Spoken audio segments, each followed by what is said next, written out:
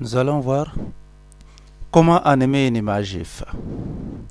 Une image GIF est une image tout comme les autres images, à la seule différence que c'est une image animée, comme d'habitude on le voit sur le web, des images qui passent, qui survolent. Là, c'est des images survolées dont on va voir l'exemple ici. Et pour faire une image survolée, tout comme tout autre objet sur Adobe, Photoshop, il me faut des dimensions.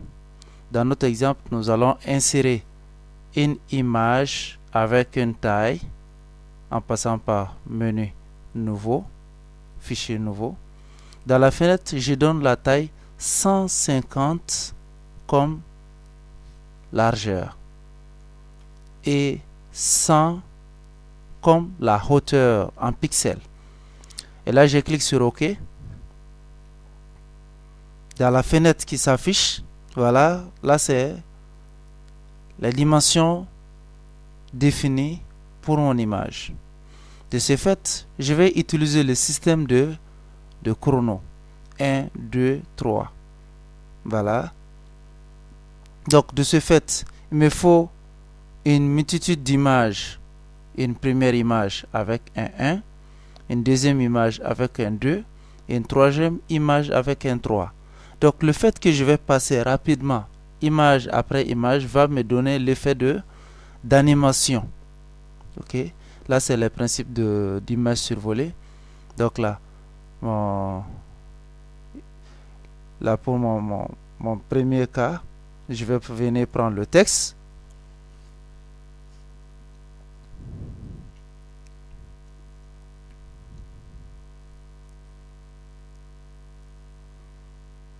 Et là, je suis à la taille 12. Ça, c'est pas un problème d'abord. Je clique là-dedans. 12 s'avère plus petite. Je viens à 24. 24, j'ai saisi mon 1. Sur le 1, ne me convient pas tout à fait, mais il faut le sélectionner. Voilà. Je peux faire une mise en forme. 31, ça, 36, ça c'est un peu plus petit encore. Je reviens voir 60, sinon pourquoi pas même les 70. Et je peux aller au-delà de ça aussi. Là, je valide. L'image, l'objet que j'ai, je viens pour la sélection. Ok. Là, je m'arrange avec la touche d'orientation vers le bas. Je m'arrange à le mettre au milieu. Voilà ma première image. Dans la zone animation, on voit distinctement, voilà le 1. C'est simple. Après avoir fini avec le 1, je viens dupliquer l'image ici. En cliquant dessus, comme voilà, je le fais déplacer sans relâcher l'onglet gauche. Je le mets sur le calque. Automatiquement, je vais obtenir une deuxième image. Mais au niveau des calques, on voit bien que le 1 reste toujours. Ok? Donc, de ce fait, il me faut changer son contenu au profit de 2. Je fais la saisie. En dehors de ça, il ne faut pas là que ce soit la même saisie. Quelque part où je veux, je fais un clic. Et là, je saisis le 2. Je valide. Je viens prendre le sélecteur ici. Je clique sur le sélecteur. Vous voyez l'objet. Je peux le déplacer, le mettre à l'emplacement souhaité. Le 2 est automatiquement inséré. Bien. Une fois que le 2 est inséré, je viens toujours au niveau de la fenêtre animation. Je clique sur l'onglet gauche sans relâcher. Je le fais déplacer, voilà, sur le calque. Donc, une fois déplacé sur le calque, j'ai une version, voilà, une troisième image incorporée. Ici, on en a 2. Je fais la même chose, je viens prendre le texte. N'importe où je veux, je peux cliquer ici. Je fais 3. Comme vous vous rendez compte, le 3 serait automatiquement inséré. Je valide. Toujours le sélecteur. Voilà. Je mets le 3 sur l'autre. Voilà, le tour est joué. Maintenant, c'est cette zone d'animation qui m'intéresse maintenant. Si j'essaie de voir la lecture de ça là, vous voyez, qu'est-ce qui va se passer? C'est simple. Je viens sur le 1, je désactive en cliquant sur le bouton ici, une petite œil devant le 2, je fais disparaître le 2. Vous voyez, dans tout ceci, le 2 ne figure plus. Je disparais, je fais, voilà, masquer le 3. Voilà, il n'y a que le 1. Donc, je viens sur le calque 2, sur le calque 2, le deuxième calque en question. Je vais laisser le 2 tout en enlevant le 1. Voilà, le 1 est parti. Je viens sur la dernière.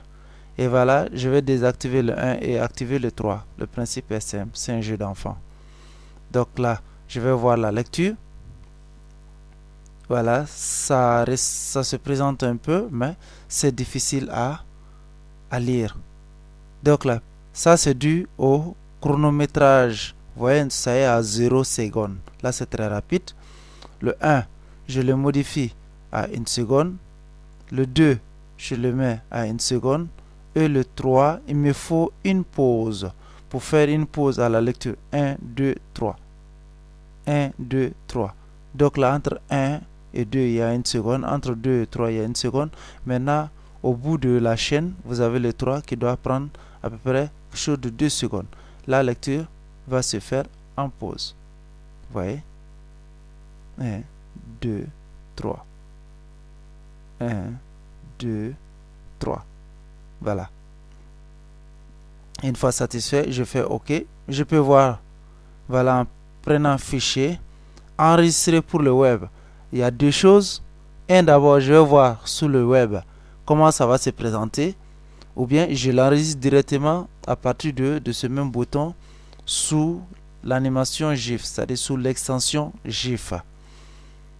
Là, de ce fait, mon image serait animée. Donc, dans la fenêtre, voilà, enregistrer pour le web et les périphériques, je clique sur aperçu.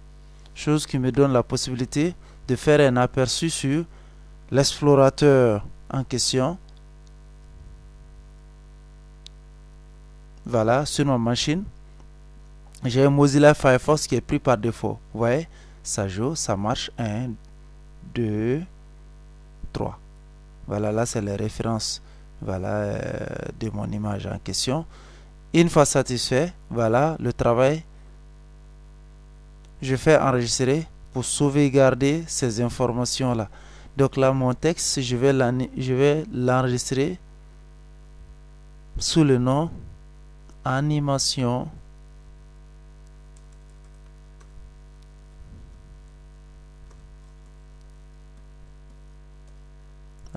GIF. Voilà, le nom m'appartient. Je fais enregistrer et voilà, le tour est joué. Je ne fais que, voilà, fermer mon logiciel en question et de l'amener sur mon projet site.